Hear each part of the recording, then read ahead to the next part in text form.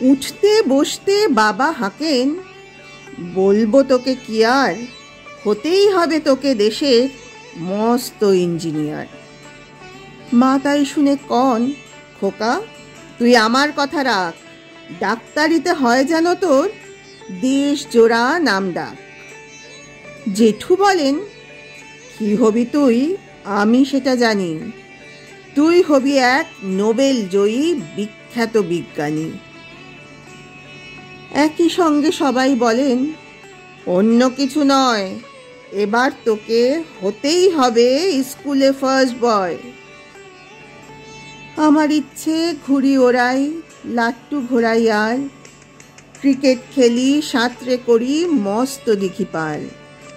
কিন্তু সেসব করতে গেলেই সবাই আসেন তেরে, সবাই বলেন, মন দে পড়ায়, এক্ষুনি সব ছেড়ে।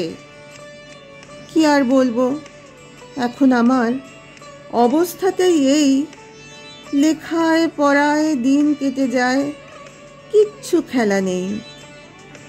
এক একজনের এক এক ইচ্ছে সবাই দিচ্ছে তারা, তার ফলে ভাই আমার নিজের ইচ্ছে গেছে মারা।